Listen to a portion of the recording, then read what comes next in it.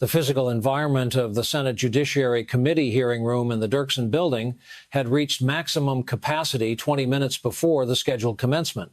The gallery seating was entirely occupied. The designated press perimeter was restricted to standing room only. Institutional personnel had authorized the opening of 3 secondary overflow spaces, each equipped with dedicated live transmission feeds. All 3 secondary locations were at absolute capacity. The administrative purpose of the gathering was officially designated as an oversight review of the Federal Bureau of Investigation. The operational reality was direct confrontation. The legislative committee members had prepared highly structured lines of inquiry. They possessed synchronized media clips. The questioning sequence was mathematically timed into 3-minute intervals, specifically calibrated for integration into the evening broadcast news cycles. Furthermore, they had coordinated the attendance of a specific primary observer. At exactly 9:47 in the morning, the former Secretary of State breached the main gallery entrance. Her physical presentation was highly calibrated.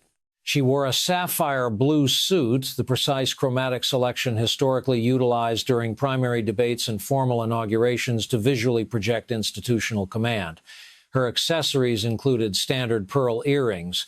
She initiated a deliberate cessation of forward movement at the threshold of the entrance. This was not a pause required for spatial orientation. It was a calculated mechanical hold designed specifically to ensure maximum optical capture by the assembled press pool. The resulting shift in the room's atmospheric pressure was immediate. Camera operators rapidly adjusted their focal lengths. A committee member situated on the elevated dais partially stood, extending a hand in a formal greeting posture. She navigated toward the VIP seating sector. This specific row was positioned directly behind the primary witness table. She executed standard political physical engagements during her transit, brief physical contact with arms, synchronized nodding, and a brief verbal exchange with a junior staff member. She bypassed the peripheral seating options and selected the exact center chair of the VIP row. Her position was now visually unavoidable from every broadcast camera angle currently active in the room. Her physical placement was the strategic message. She represented 3 decades of systemic federal inquiries that had uniformly concluded without operational consequences.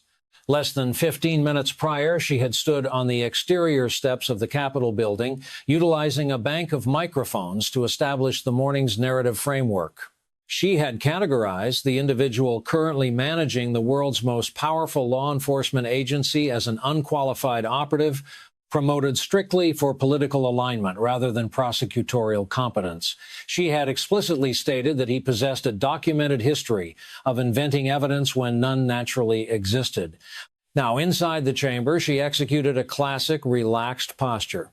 Legs crossed, hands loosely folded, maintaining a neutral, unbothered visual field. Directly in front of her, seated at the primary witness table, was the director of the Federal Bureau of Investigation. He did not present the physical indicators of an individual preparing to dismantle 3 decades of assumed institutional invincibility. He sat in a dark gray suit. He wore a white shirt. He did not wear a tie. The absence of the tie functioned as a deliberate visual baseline, a strict physical separation from standard Washington protocol. His hands rested completely flat on the wooden surface in front of him. His facial muscles were entirely neutral. It was the specific biological composure of an investigator trained to process complex data before initiating any reactive movement. His operational background was not built in political networking. It was forged in the review of highly complex, heavily redacted intelligence applications. He was the individual who had systematically analyzed the financial architecture of international surveillance warrants, identifying critical omissions that were later validated by independent federal inspectors general. Positioned immediately adjacent to his microphone was a standard manila envelope. The physical condition of the item indicated significant age. The paper was creased and one corner exhibited sustained environmental staining. Across the center of the envelope, executed in heavy black marker by an unidentified hand, were 4 words: Durham, "Do not destroy." The committee chairman engaged the wooden gavel, formally bringing the session to order.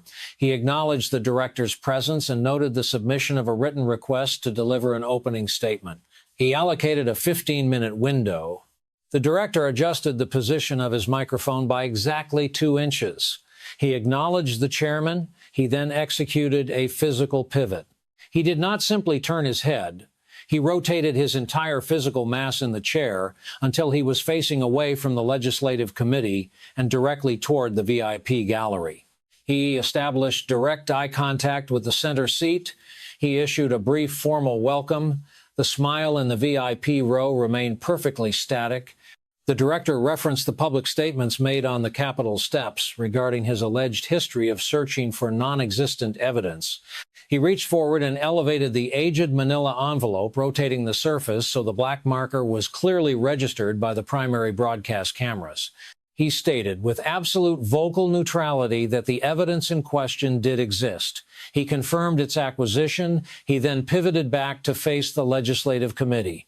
He initiated his formal testimony by describing the spatial mechanics of a specific location within the J. Edgar Hoover building.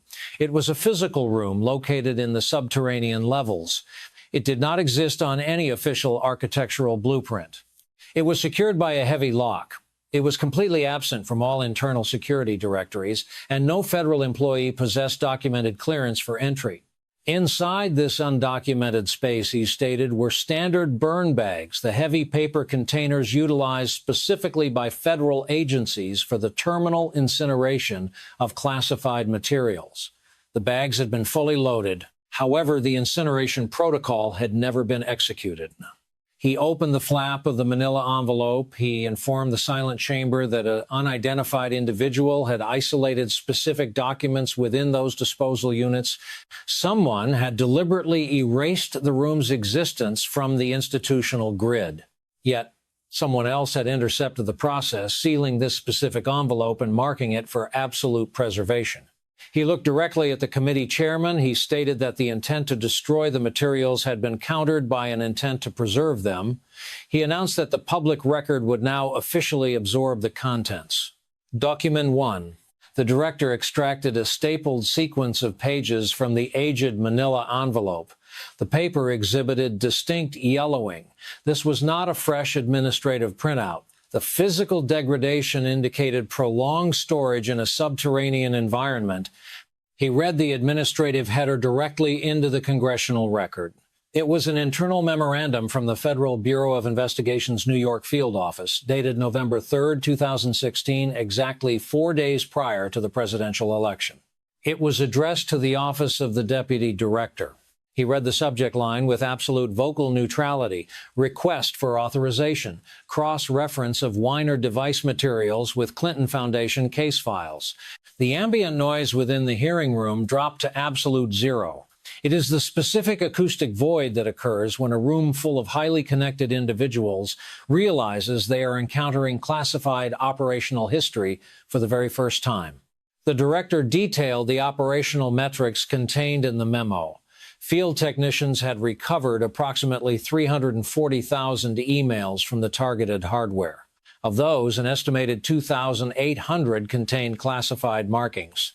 Most critically, the technicians isolated 47 specific communications directly referencing foundation donors, foreign government officials, and international financial transactions. The field agents had formally requested operational authorization to share these materials with the active Foundation investigative team. The director placed the yellowed document flat on the table. He stated the operational outcome. The authorization was never granted. The evidentiary materials were never transferred. The request was not merely denied. It was systematically erased from the active investigative queue. The Deputy Director's Office, an office possessing documented financial links to a political action committee aligned with the former secretary, received the intelligence and immediately routed the physical memorandum to a burn bag for incineration. In the VIP row, the physical presentation of the former secretary began to alter. The practiced, confident smile did not disappear. It froze. The facial muscles supporting the expression locked into absolute rigidity. It was the distinct biological difference between a natural expression of warmth and a face mechanically trapped in the geometry of a smile. Her eyes, which had previously scanned the gallery with the relaxed authority of a veteran political operator, ceased all lateral movement. Her visual focus locked onto a completely blank coordinate on the wooden paneling behind the dais. It was the deliberate ocular fixation of an individual attempting to actively suppress internal processing panics. She executed a slight, practiced lean toward her primary legal counsel. However, the attorney did not engage in whispered consultation. His pen was already pressing heavily into his legal pad, drafting immediate damage control parameters. Document 2. The director retrieved a secondary item. This document had been secured inside a smaller sealed sub-envelope. He broke the seal with the careful precision of an investigator handling active crime scene evidence. He held up the extracted document. It displayed prominent Central Intelligence Agency classification markings across the upper and lower margins. He identified it as a comprehensive financial trace. It mapped the complete classified payment architecture that funded the primary opposition research dossier, the exact document utilized to secure federal electronic surveillance warrants against American citizens. The director read the chronological sequence. He noted the initial transaction of over $1 million routed from the campaign to a designated legal firm. He noted the secondary transfer to a specialized opposition research entity. He noted the tertiary transfer to a former foreign intelligence officer. These initial layers were already present in the public domain. He then paused. He directed the committee's attention to line 4. Line 4 represented classified financial intelligence, cross-referenced through bilateral sharing agreements. It documented a specific wire transfer of $47,500 routed in March 2016 to an entity named Baltic International Consulting, registered in Prague. The verified beneficial owner of this shell corporation was a direct business associate of the primary subsource for the entire intelligence dossier. The director looked up from the document, rotating his focus toward the VIP gallery. He outlined the mechanical reality of the transaction. The campaign's capital, systematically laundered through a primary law firm, a research entity, and an international shell corporation, directly compensated the specific individual responsible for fabricating the intelligence. That fabricated intelligence was subsequently presented to a federal court to secure surveillance warrants against domestic political opponents. This financial trace, possessing the capacity to unravel a multi-year national narrative, had been actively suppressed, highly classified, and relegated to the undocumented burn bag room. In the VIP seating, the physical degradation of the former secretary accelerated. The micro-movements were minimal but operationally unmistakable. Her right hand, previously resting in an open, relaxed posture, retracted sharply to the wooden armrest of her chair. Her grip pressure escalated until the knuckles registered visible, distinct blanching against the dark wood. Simultaneously, her left hand elevated to her throat. Her fingers initiated a rapid, rhythmic contact sequence with her pearl necklace. Touch, release, touch, release. It was a self-soothing biological reflex, the exact physical rhythm of a central nervous system attempting to process a catastrophic sequence of incoming threat vectors before the brain could authorize a strategic facial response. Beside her, the primary attorney abandoned his legal pad entirely. He extracted his mobile device. His thumb moved rapidly across the screen, initiating urgent external digital communications. The controlled environment of the hearing had officially collapsed. Document 3. The director's vocal register remained entirely static. He did not elevate his volume. He did not inject dramatic inflection. He maintained the exact methodical delivery of an investigator formally entering evidence into a permanent record. He extracted a third item from the aged envelope.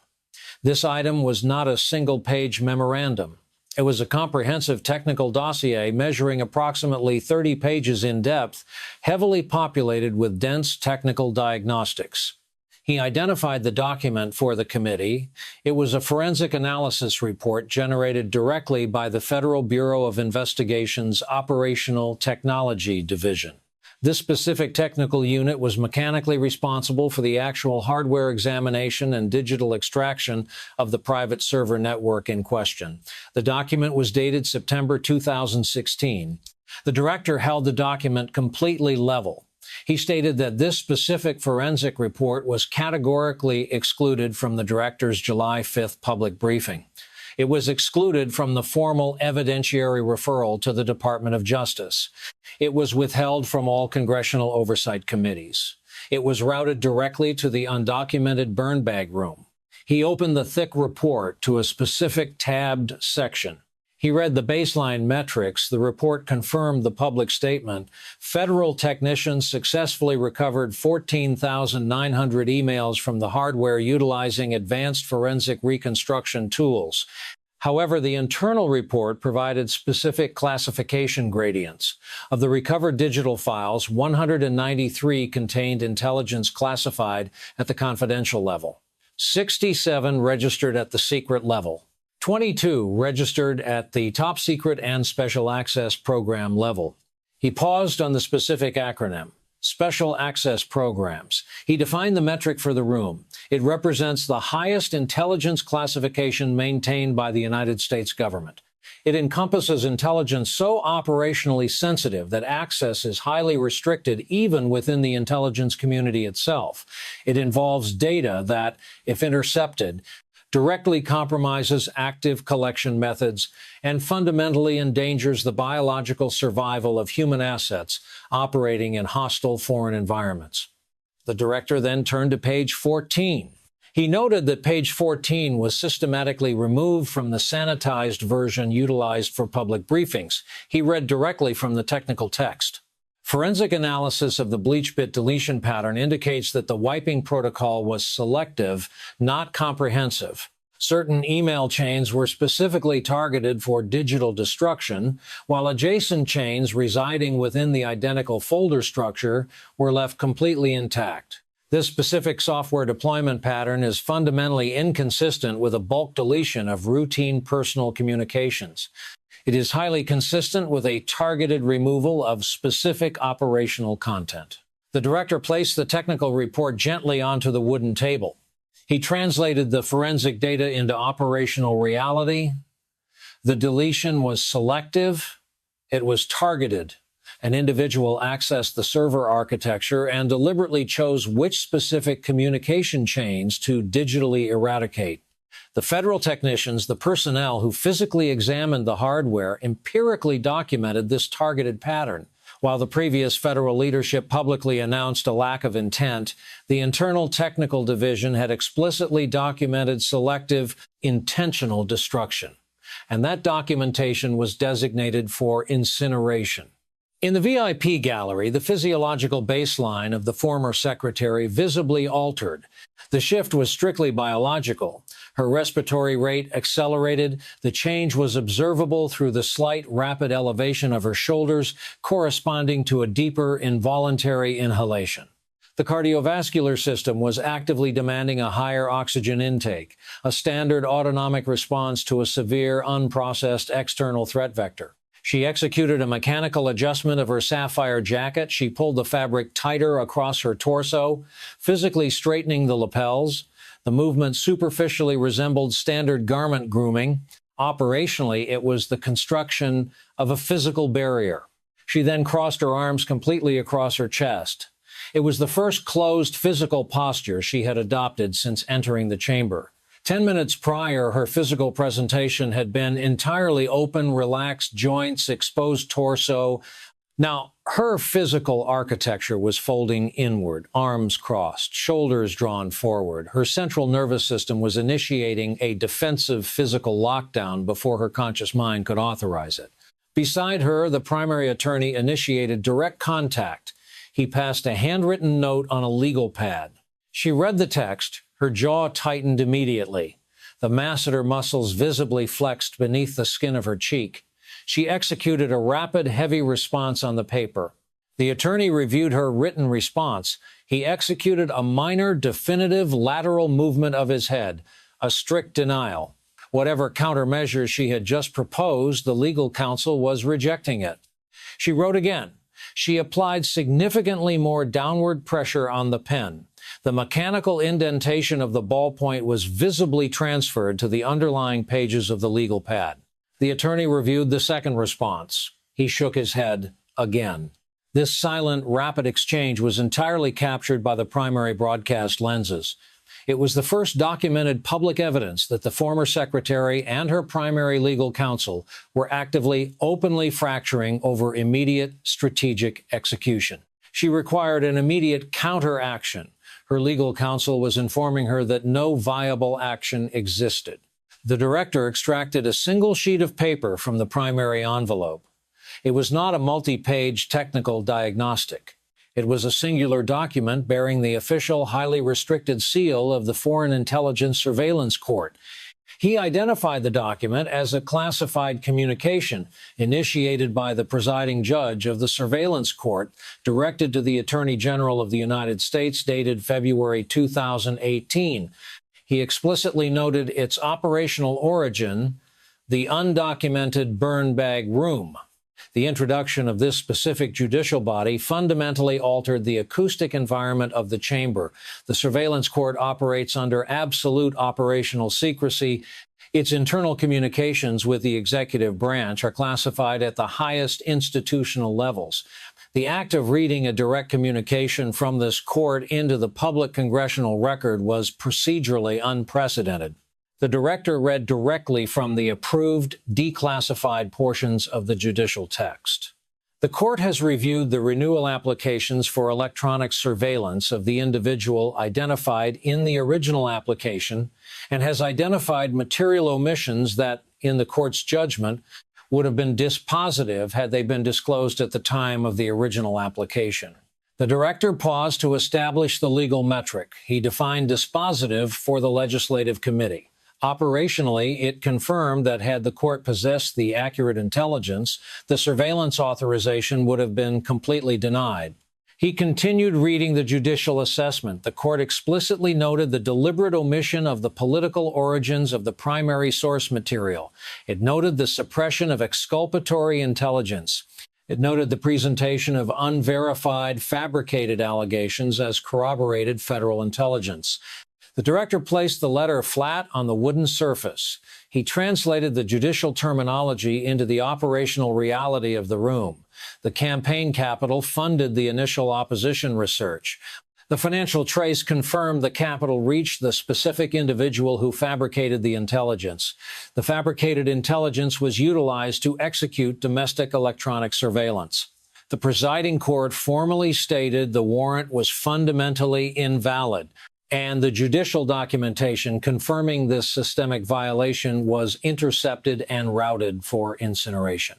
In the VIP gallery, the primary legal counsel executed a sudden, uncontrolled physical elevation.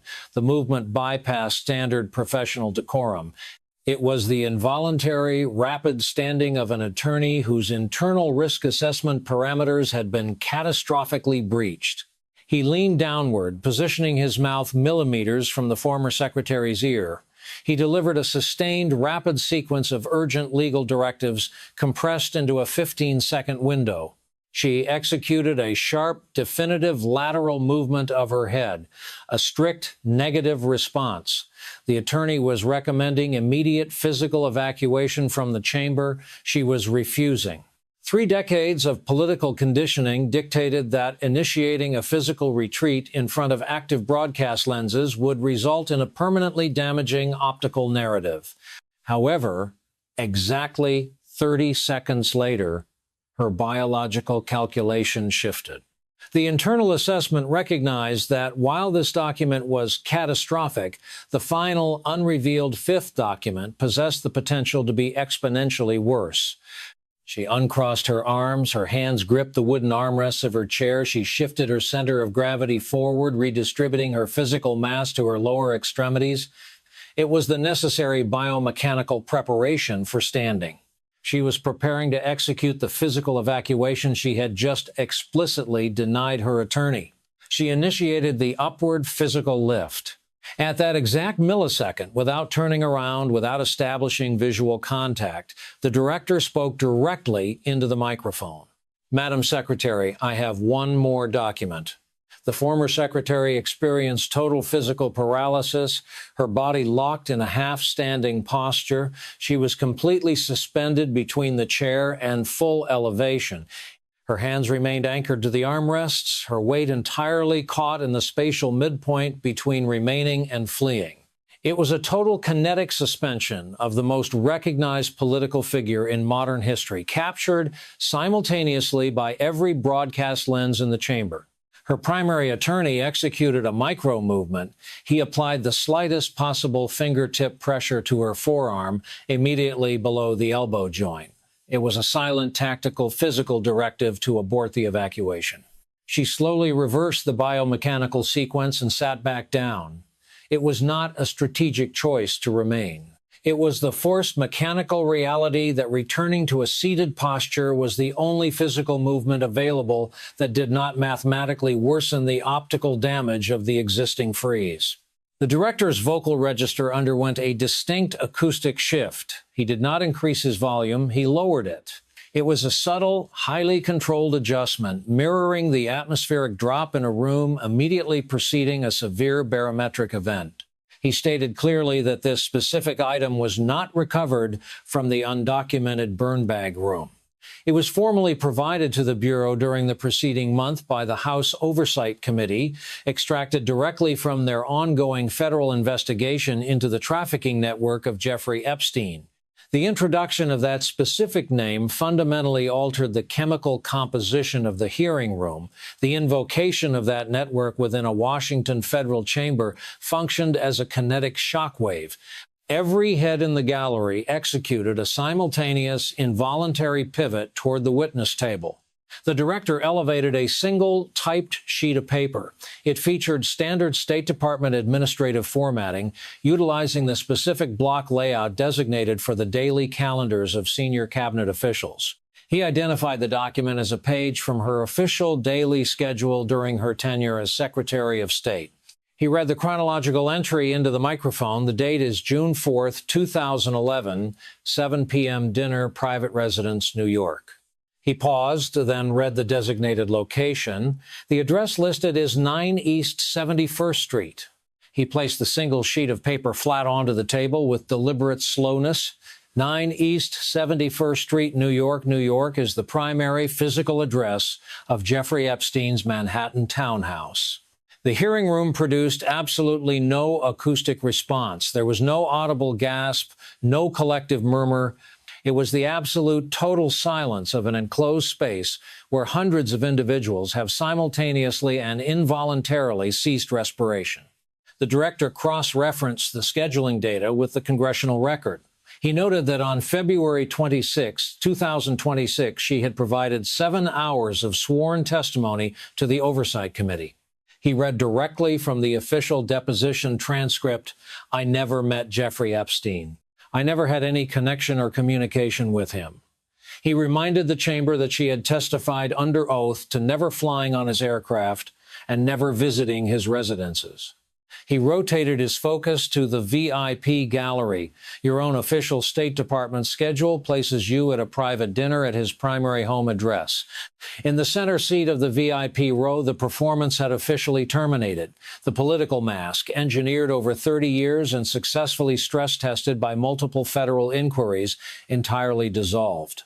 Her arms, previously executing calculated defensive postures, now hung completely slack at her sides. Her hands, resting flat against her thighs, began to exhibit a continuous, visible vibration.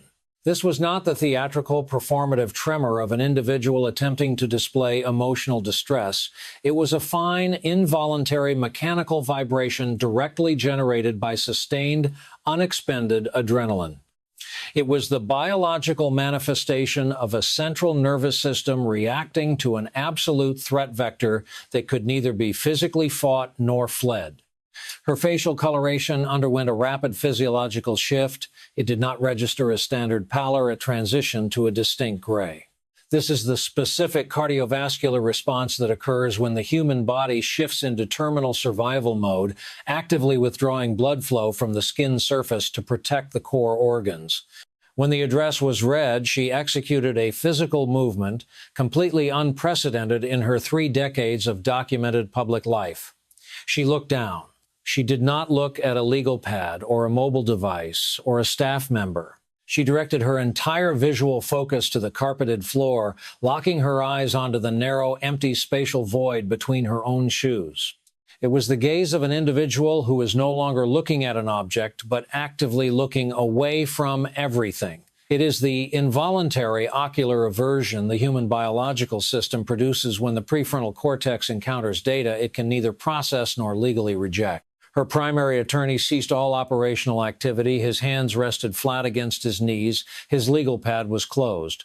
He stared straight forward at the back of the seat preceding him, adopting the precise physical posture of a passenger experiencing severe aerodynamic turbulence, fully cognizant that he possessed zero capacity to affect the operational outcome, merely waiting for the violent kinetic event to inevitably conclude. The director's voice remained barely above conversational volume, so I am asking, Madam Secretary, were you at 9 East 71st Street on June 4th, 2011? The chamber waited. Her mouth opened. The 30-year reflex engaged. The highly conditioned political instinct designed to automatically deny, deflect, reframe, and survive instantly fired. Her lips parted, her jaw mechanically engaged.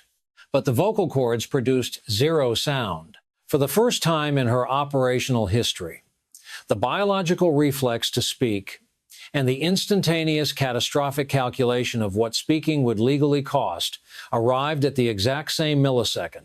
They mathematically canceled each other out. She processed the reality that any syllable uttered into a live microphone regarding that specific address would become the permanent defining broadcast clip of her existence. She closed her mouth. She returned her gaze to the carpeted void between her shoes. There was nothing to verbally counter and absolutely nothing left to survive. In the VIP row, the primary legal counsel stood. This time, the former secretary did not initiate a counter-argument. She did not execute a negative headshake. She did not draft a written objection. She stood. The physical movement lacked deliberate grace. It was characterized by profound mechanical slowness. It was the specific biomechanical movement of a human body operating strictly on the residual energy that remains after sustained adrenaline has completely metabolized. She initiated a forward walk toward the primary exit. 90 minutes prior, her entrance had been a calculated display of spatial dominance, pausing at the threshold, executing physical greetings, assuming the center coordinate. That specific persona had entirely evaporated. She now held her purse, utilizing both hands, positioning the object directly in front of her torso. It was not a carrying posture. It was the deployment of a physical shield. Her arms were compressed tightly against her lateral sides. Her cranial angle remained level, but her visual focus was entirely disengaged from her immediate surroundings. It was the tunnel vision gaze of an individual navigating a space they cannot consciously process, their optics narrowed exclusively to the illuminated exit sign at the termination of the corridor. No individual within the gallery initiated physical contact. No one attempted to impede her transit. The legislative committee members, the same individuals who had formerly stood to greet her, who had extended hands, who had actively sought broadcast capture of their proximity to her 90 minutes earlier, now uniformly altered their visual focus. As she passed their elevated positions, they synchronously directed their eyes downward to the printed documents resting on their desks. These were documents they had previously reviewed. These were documents they did not require immediate consultation on. The printed pages simply functioned as an accessible spatial coordinate to look at, explicitly to avoid looking at the individual retreating past their chairs. She reached the perimeter door. Her attorney executed the physical act of opening it, a minor logistical requirement that doubled as an operational mercy, as manipulating the handle would have required her to lift her visual field. A fraction of a second before she crossed the threshold, a singular automated pool camera positioned at the lateral edge of the room to capture wide-angle gallery coverage recorded her face in direct profile. The resulting digital image would be published within the hour and sequentially reproduced over 10 million times before midnight. The image did not register political anger or practice defiance or engineered composure. It registered pure biological fear. It was not the standard political apprehension regarding negative polling metrics or hostile news cycles. It was the fundamental animal survival response that the human facial architecture involuntarily broadcasts when the prefrontal cortex completely exhausts its capacity to suppress the signals of the amygdala. The body's oldest pre-linguistic warning system had assumed total control, transmitting a singular biological status: extreme, unmanageable danger. She crossed the threshold. The attorney followed. The heavy wooden door sealed behind them, engaging with the soft, pneumatic hiss standard to secure federal facilities. It was an acoustic mechanism designed to be entirely inaudible, yet within the suspended vacuum of that specific hearing room, it registered as the most prominent sound produced all morning. The legislative proceedings mechanically resumed. The chairman cleared his throat. A committee member initiated a routine inquiry regarding the Bureau's operational budget. The director provided a standardized response. The institutional machinery continued its rotation. However, the center chair in the VIP row remained vacant. The 5 declassified documents rested flat on the witness table. And the aged envelope bearing the black marker instruction to not destroy sat beside them. The external digital shock wave initiated almost immediately. The video segment capturing her half-standing kinetic suspension frozen between remaining in the chair and executing an evacuation was uploaded to social media networks at exactly 11:23 in the price at Ajadis, morning Eastern Standard Time. By 1200 hours, the specific freeze frame was the primary trending metric within the United States. By 1400 hours, the visual data had reached total saturation, outperforming the transmission rates of any political imagery recorded in the previous decade. The secondary video segment, the clip isolating her visual fixation on the floor following the reading of the Manhattan Address, exhibited a slower initial velocity, but ultimately generated a significantly more devastating operational impact. The half-standing freeze could theoretically be mitigated by defensive communications teams, reframed as a mechanical adjustment of posture or a routine physical movement. The floor gaze possessed 0 viable reframing options. It was the empirical visual documentation of an individual encountering data that could neither be verbally denied nor strategically answered. The former secretary did not execute any subsequent media appearances. At 1600 hours, her official communications director released a formal public statement. The statement characterized the director's operational testimony as a political maneuver designed strictly for distraction. It noted that the referenced documents were currently under review by external legal counsel. The statement was exactly 3 sentences in duration. It did not address the internal Bureau memorandum regarding the foundation. It did not address the Central Intelligence Agency's financial trace. It did not address the forensic analysis documenting selective targeted deletion. It did not address the letter from the surveillance court. Most critically, the official statement completely failed to address the physical address of the Manhattan townhouse. Extreme brevity following a catastrophic public exposure functions as an implicit institutional confession. The institutional paralysis that had characterized federal oversight for 3 decades completely fractured within exactly 48 hours. The exposure of the 5 documents did not merely generate a negative media cycle, it triggered an immediate cascading sequence of formal legal mechanisms that could no longer be politically suppressed. The initial structural shift occurred at the Department of Justice. The Public Integrity Section, the specialized division responsible for prosecuting official misconduct, issued a formal public notification.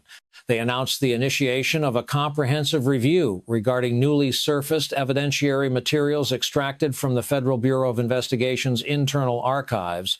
The official statement specifically highlighted the forensic diagnostic report detailing selective data deletion and the classified correspondence from the Foreign Intelligence Surveillance Court. Simultaneously, the legislative branch engaged its subpoena authority. The House Oversight Committee formally demanded the immediate production of the complete, unredacted State Department daily calendars encompassing the period from 2009 through 2013. Prior to this specific demand, the committee had only been provided with heavily sanitized partial scheduling records. The primary legal counsel for the former secretary attempted an immediate procedural countermeasure. He filed an emergency judicial motion seeking to permanently seal the requested calendar entries from all public disclosure protocols. The federal judiciary evaluated the emergency motion and issued a total denial within a 24-hour window. By the termination of the first operational week, the Department of Justice escalated the threat matrix from a standard review to an active prosecution vector. A special counsel was formally appointed. The designated mandate was highly specific: to conduct a federal investigation into whether the former secretary committed deliberate, premeditated perjury during her February deposition, specifically centering on her sworn declarations regarding her physical presence at Jeffrey Epstein's private residences. The former secretary systematically canceled all scheduled public appearances and speaking engagements. Internal sources communicating with digital political outlets confirmed she was actively consulting with a newly expanded network of defense attorneys to manage the compounding legal fronts. 72 hours later, a highly specialized structural shift occurred within her immediate perimeter.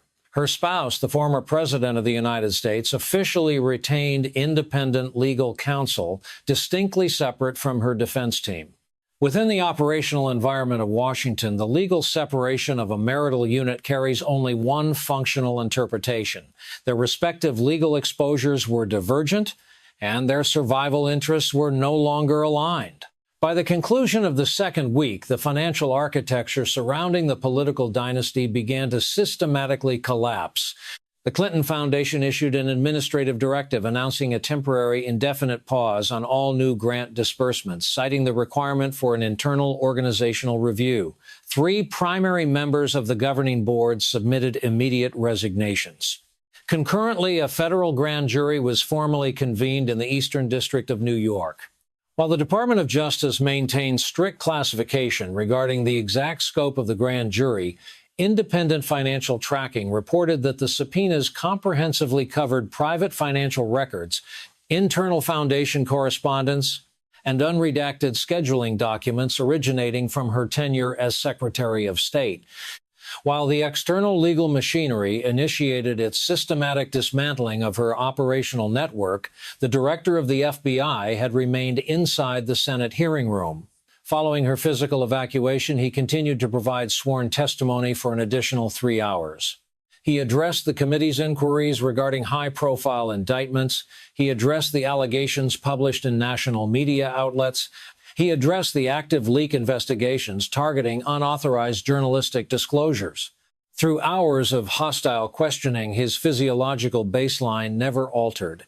He remained methodical, precise, and entirely unhurried. He utilized the exact same flat, objective register he had deployed while reading the 5 burn bag documents. At the conclusion of the session, a senior legislative member aggressively accused the director of manufacturing a political spectacle designed to damage a public official. The director adjusted his microphone a final time. His response was entered directly into the permanent congressional record.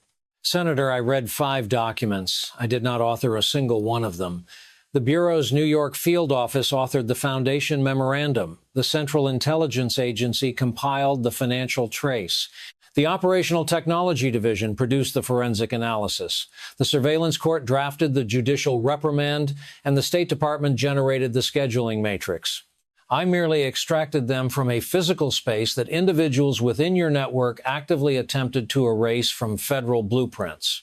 He paused, allowing the acoustic weight of the statement to settle over the remaining committee members. If reading the government's own documented intelligence into the congressional record constitutes a spectacle, then that spectacle was engineered exclusively by the individuals who concealed it. It was not created by the man who simply found it. 35 miles south of the Dirksen Senate office building, the operational reality of the hearing was being processed in a fundamentally different environment. In Quantico, Virginia, within the primary common room of the Federal Bureau of Investigation Academy's dormitory complex, 43 new trainees were gathered.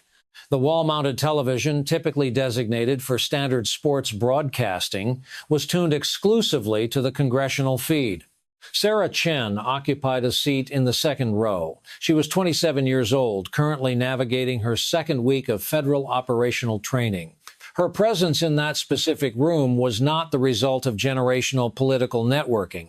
It was driven entirely by the institutional motto permanently affixed to the Academy wall above the monitor: fidelity, bravery, integrity.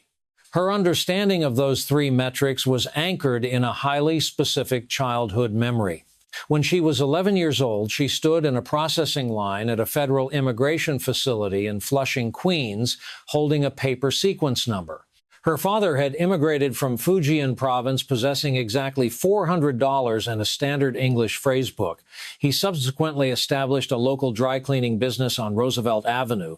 He operated with such profound caution toward the federal system that he paid his annual commercial taxes entirely in physical cash at a local walk-in accounting office, explicitly because he did not trust the reliability of the Postal Service. In 2009, Idufore Mali acquired United States citizenship. During the administration of the oath, he exhibited a biological stress response. He actively cried. It remained the singular documented instance in Sarah's life where she had observed him produce tears. When she inquired about the physiological reaction, his response established her entire operational baseline. He stated, "Because in America, nobody is above the law." At age 11, she had misinterpreted the statement as a reference to basic traffic regulations. At age 27, sitting in Quantico, she fully processed the institutional weight of the concept. She observed the director read the contents of the burn bag documents into the permanent record. She processed the mechanical reality of the Foundation memorandum. Field agents had formally requested authorization to pursue evidence. Executive leadership had explicitly denied the request, and the documentation was subsequently routed for incineration. She analyzed the financial trace. Campaign capital systematically laundered through international shell companies to reach a foreign operative, who then manufactured a fabricated intelligence matrix utilized to execute domestic electronic surveillance against an American citizen. She observed the forensic validation of page 14, confirming the selective, targeted digital deletion that had been intentionally suppressed from public briefings. She listened to the reading of the surveillance court letter isolating the specific legal term dispositive, and she meticulously monitored the former secretary. She observed the rigid freezing of the political smile. She noted the escalating grip pressure applied to the wooden armrests. She tracked the visible alterations in the subject's respiratory rate. She analyzed the half-standing kinetic suspension, the exact visual sequence that would come to permanently define the historical record of the hearing. It was the empirical documentation of the most powerful political figure in modern American history, caught in a state of biological paralysis, caught precisely between the instinct to remain and the overwhelming imperative to flee, ultimately incapable of executing either protocol. When the former secretary shifted her visual focus entirely to the floor following the reading of the Manhattan Townhouse address, an unidentified trainee in the common room broke the acoustic silence, whispering an assessment that her career was effectively terminated.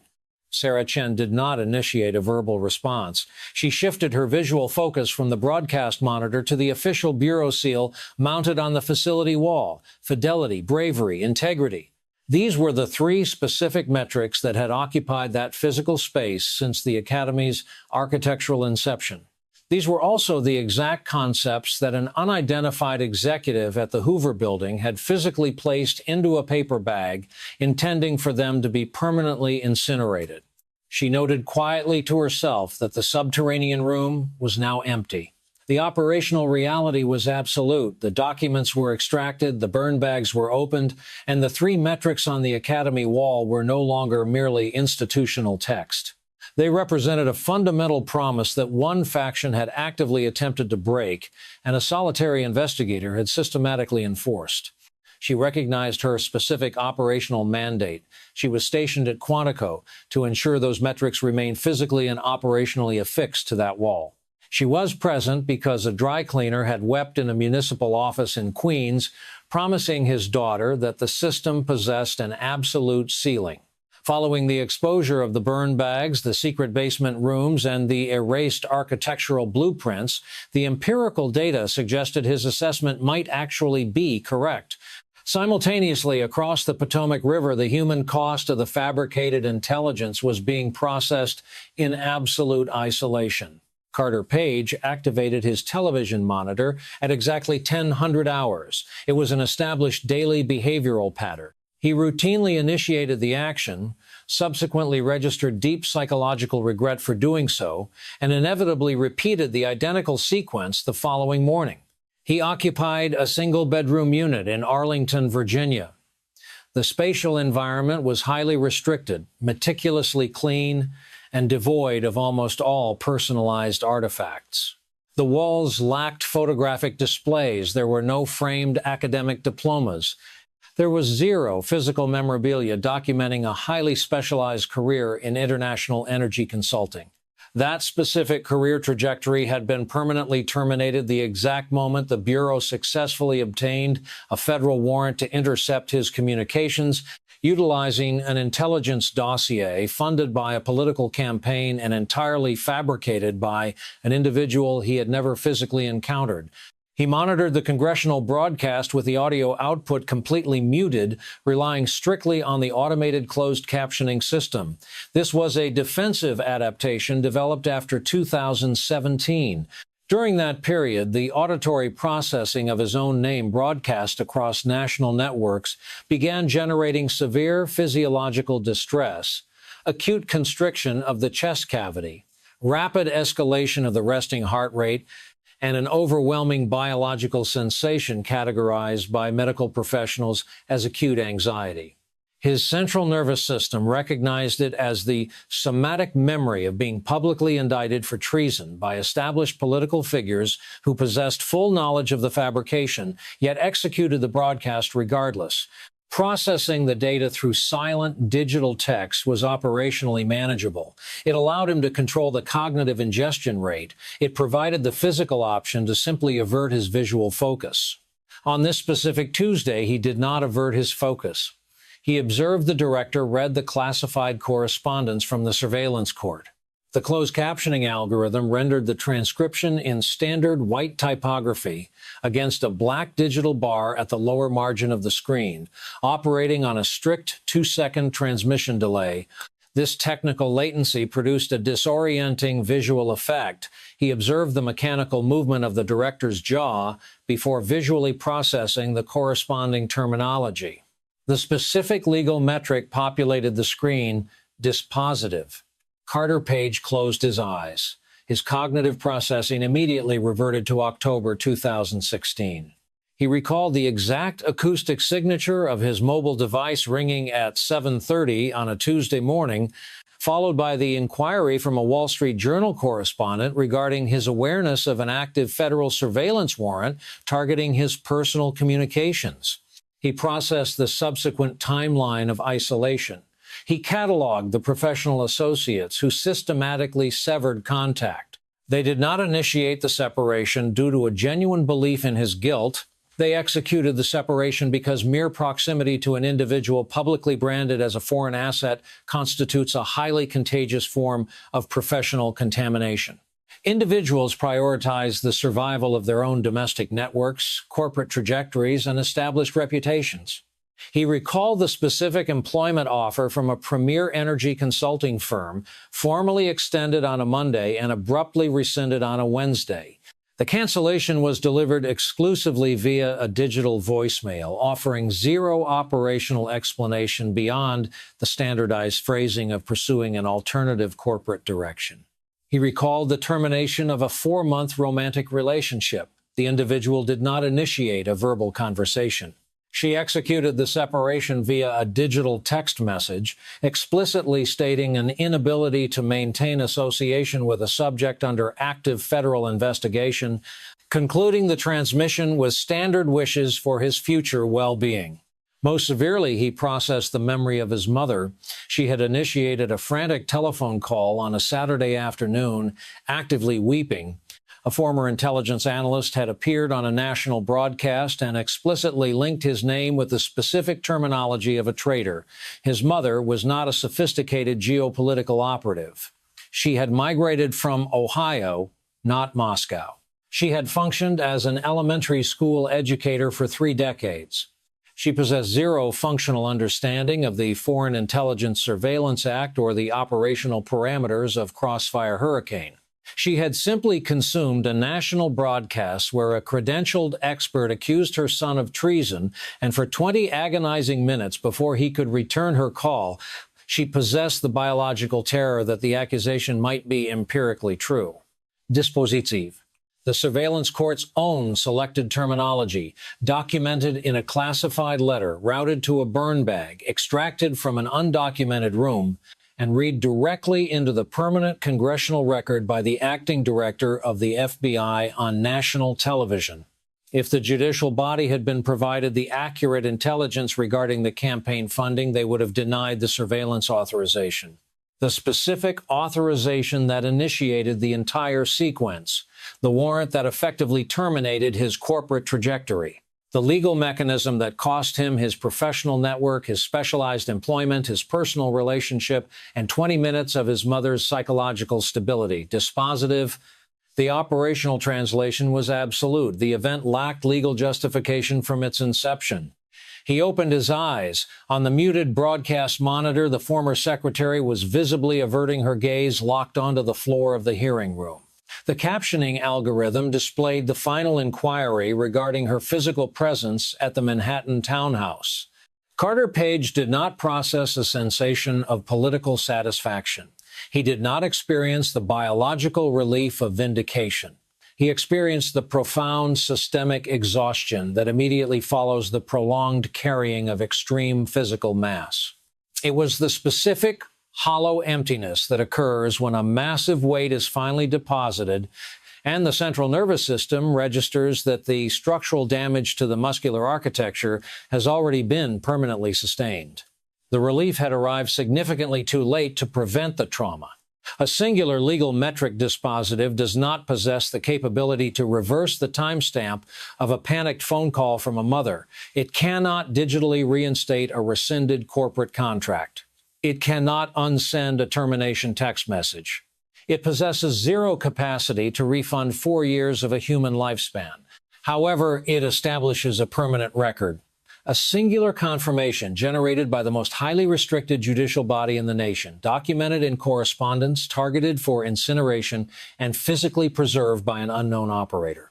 It was the permanent, unalterable institutional admission that the sequence was fundamentally illicit. Carter Page deactivated the television monitor. He transited to his apartment window and observed the external environment of Arlington.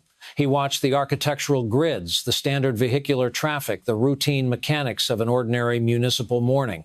He observed thousands of citizens commuting to standard employment, operating under the baseline assumption that their federal government was not actively intercepting their communications based on a fabricated intelligence product financed by a political entity. The subterranean room at the Hoover building was now physically empty. The disposal bags were open. The specific legal metric had been broadcasted. The permanent record confirmed the operation was legally invalid. And now the broader public possessed the complete data set. Back inside the Dirksen building, the legislative hearing maintained its mechanical rotation for an additional 3 hours. The committee members executed their remaining inquiries. The director provided his standardized responses. The broadcast lenses captured the entire procedural continuation. However, the primary operational narrative had already reached absolute termination. The defining history of that morning was not authored by a political strategist, a legislative official, or a network broadcast anchor. It was authored by 5 specific documents that an internal faction had desperately attempted to destroy, and an unidentified individual had preserved by writing 3 words on a manila envelope. The room is completely empty now, and there is absolutely nothing left to burn.